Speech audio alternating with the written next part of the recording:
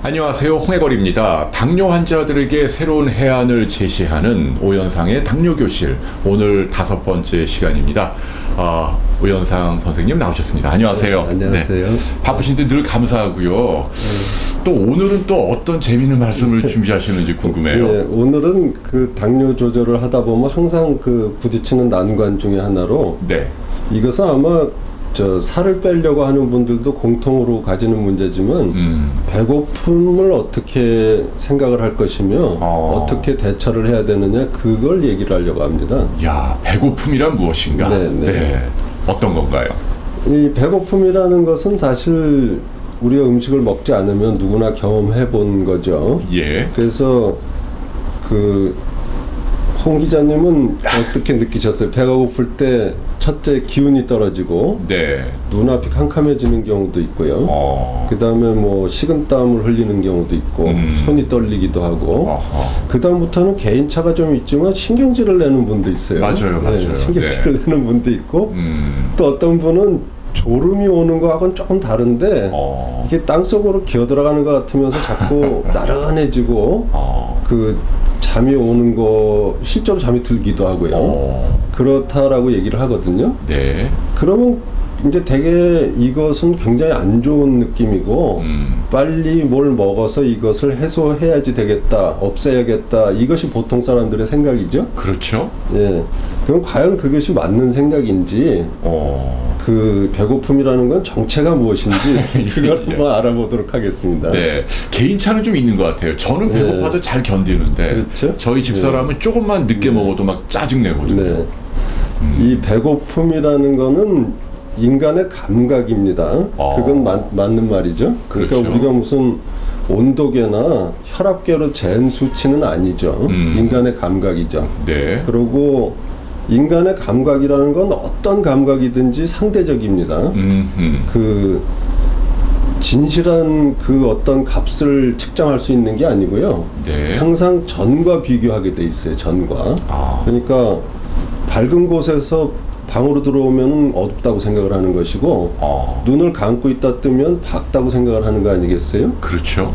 그렇다 보니까 배고픔이라는 것도 결국은 상대적인 느낌인데, 무엇을 느끼는 것일까?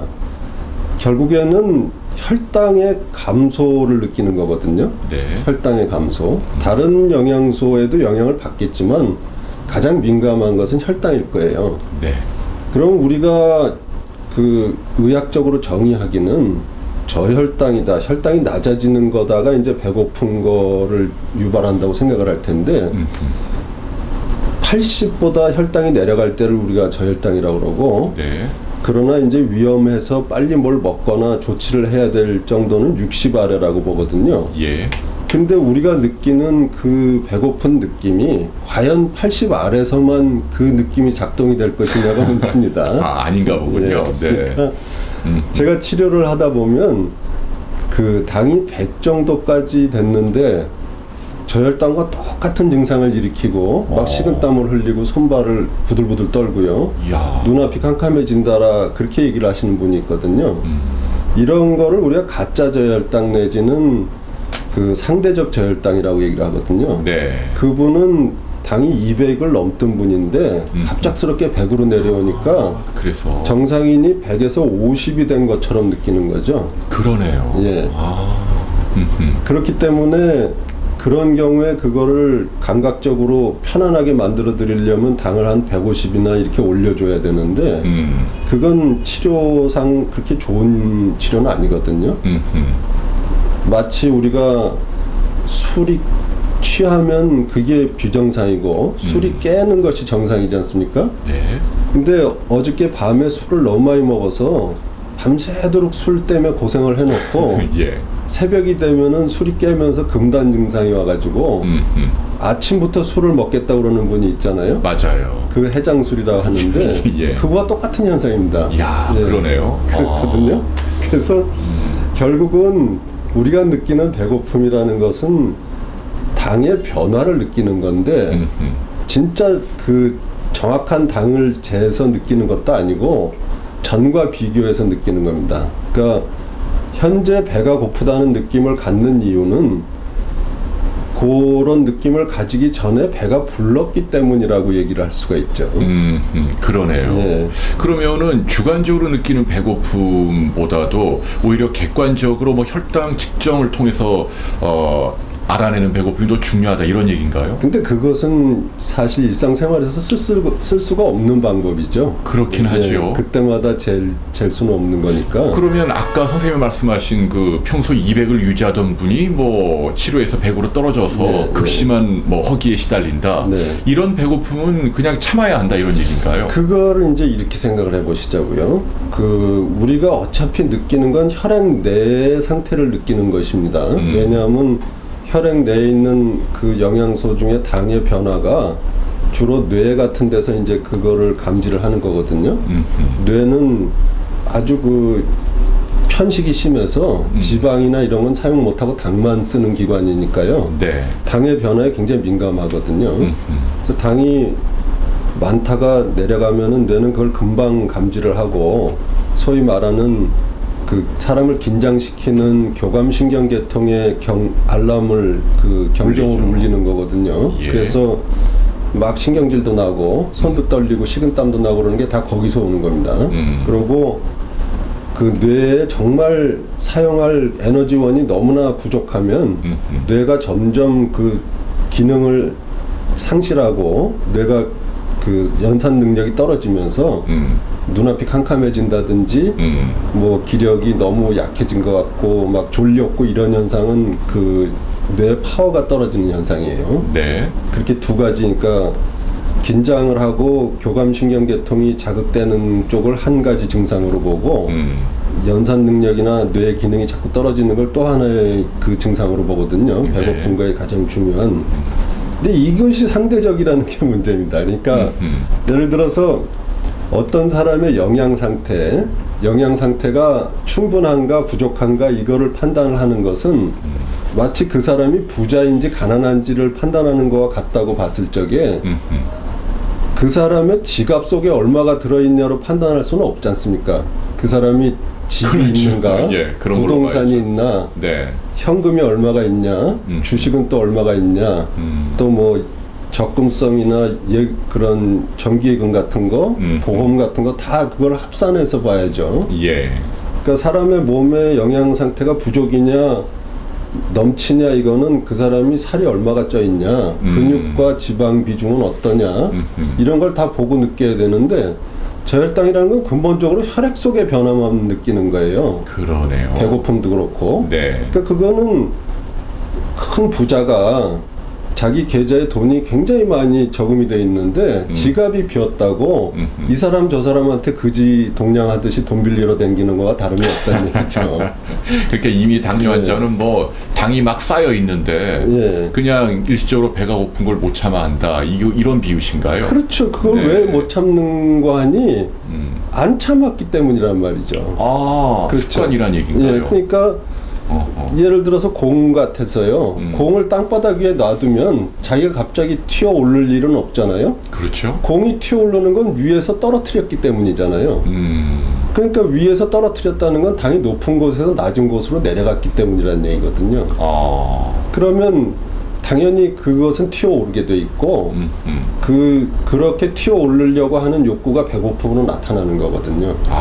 그래서 뭘 먹게 되면 당이 다시 올라갈 것이고 올라오면 또 다시 떨어질 것이고 배고픔을 또 초래하고 영원히 반복되는 악순환이 되는 거죠. 네, 보통은 이 의학적으로 배고픔을 느낀다는 거는 위장의 포만감보다는 혈당으로 좌우되는 거죠. 위장의 포만감도 작용은 합니다. 근데 가령 뭐 물을 잔뜩 먹어서 배를 불린다든지 뭐 그런 거 가지고는 배고픈 게 해결이 안 되잖아요. 그러게요. 그건 왜 그러냐면 물만 먹어서는 위장은 팽창하지만 혈당은 오르지 않기 때문에 그게 부족하게 느끼는 거거든요. 네, 그 수술하는 환자들 뭐 며칠 안 먹어도 링거로 포도당이 들어가면 그냥 안 고프듯이 그런 겁니다. 그러니까 그러면 선생님 오늘 이 말씀의 교훈은 우리 당뇨 환자들에게 어떻게 적용이 돼야 할까요? 그러니까 지금까지 우리가 생각하는 막 배가 고파서 어지럽고 쓰러질 것 같으면 이제 어머님이나 주위 사람들이 다 걱정을 하고 그렇게 하면 큰일 난다, 속 버린다, 뭐 나중에 큰 병 걸린다 이렇게 걱정을 하시지 않습니까? 네. 근데 그거는 사실은 당뇨하고 전혀 관계가 없는 체질인 사람들 있지 않습니까? 예를 들면은 한 40 몇 킬로 나가는 분들, 굉장히 마르고 부지런하고 그 뭐랄까요, 아주 대사가 활발하고 대사 활발한 분들 네, 네. 이런 분들한테 해당되는 얘기이기 때문에 지금 우리가 걱정하는 당뇨인들이나 배가 나오는 비만인들하고는 전혀 그건 연관이 없는 얘기시죠. 그러면 전자의 경우는 이제 빨리 뭐 먹는 걸 보충해 주는 게 중요하지만 그분들은 그런 걸 안 시켜도 알아서 본인들이 다 잘하는 분들이에요. 그러면 이렇게 배 나오고 뚱뚱하고 당뇨인들은 배고플 때 어떻게 한다는 건가요? 그런 체질인 사람은 근본적으로 먹을 때 꽤 많이 먹고요. 굶을 수 있을 때 굶으면서도 활동할 수 있는 능력이 굉장히 탁월한 사람이라 그렇게 살아줘야 되는 겁니다. 그러니까 계속 연속으로 식사를 그 날씬한 사람들처럼 하면은 도저히 헤어날 길이 없어요. 체중은 계속 늘고 당은 자꾸 올라가지고 아무리 약을 쓰고 치료를 해도 나아질 수가 없는 거죠. 그 말씀은 그러면 당뇨인들의 배고픔은 네.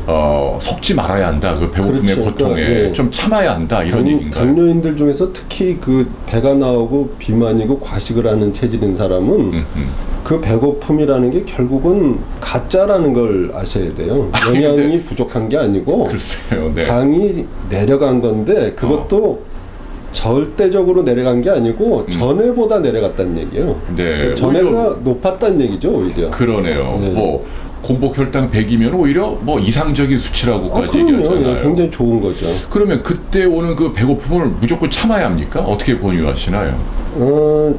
참아 보시라고 그러죠. 예, 그러면 괴로워도. 예, 왜냐하면 그게 정말로 그 배고픔이라는 게 해로운 것이면 한 끼를 굶었을 때보다 두 끼를 굶었을 땐 더 배가 고플 것이고 시간이 지날수록 점점 더 심해져야 되는데 막상 해보시면 오히려 시간이 지날수록 그게 둔해지면서 약해지는 걸 느낄 거라 그렇게 얘기를 하거든요. 실제로 그런가요, 선생님? 그럼요, 그렇습니다. 그러니까 배고플 때 그 고비만 딱 넘기면 예, 예를 들어서 과거에 고문들 많이 했지 않습니까?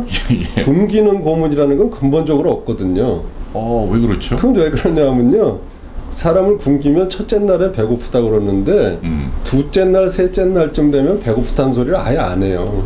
왜 그럴까요? 그 지방을 이제 쓰기 시작을 하면서 당이 낮은 거에는 적응을 하는 거죠. 그러네요. 그래서 그때부터는 배고프다 소리를 안 하거든요. 네. 그러니까 그건 고문으로서 아무런 가치가 없는 겁니다. 고통을 주지 못해요. 우리 상식과도 또 다른 얘기네요. 그래서 굶기는 고문이라는 건 근본적으로 없습니다. 어느 나라에도. 그러니까 탄수화물 당이 좀 부족할 땐 괴롭지만 예. 그 시기를 지나서 지방을 태우기 시작하면 괴로운 줄 모른다. 그게 없어지는 거죠. 그러니까 네. 그게 근데 그 탄수화물이 내려가고 당이 내려가는 거와 지방을 쓸 수 있게 되는 거에 약간의 시간차가 있어요. 그때가 괴로운 거죠. 그러네요. 예. 그럼 선생님들도 평소 찾아오는 환자분들에게, 당뇨인들에게 배고프다는 그 고통에 속지 말고 좀 참으시오 이렇게 얘기하십니다. 그걸 항상 제가 강조를 하죠. 그래요? 30분이고 1시간이고. 예, 예. 네. 야, 오늘 정말 참 좋은 말씀 많이 들었네요. 당뇨인 여러분들 꼭 참고하시고 우리 일반인들도 배고픔을 좀 제대로 알 필요가 있겠네요. 그렇죠. 네, 배고프다고 바로 해결하려고 하지 말고 조금 참아보라라는 얘기시네요. 그 배고픔이라는 건 근본적으로 그 낙차를 느끼는 거지 진정한 그 내 몸의 영양 부족 상태를 느끼는 게 아닙니다. 그러네요. 예. 자, 배가 고프시더라도 절대로 굴복하지 마시고 좀 참아보시기 바랍니다. 자, 오늘은 오연상 선생님 모시고 배고픔이라 무엇인지 살펴봤습니다. 고맙습니다, 선생님. 감사합니다.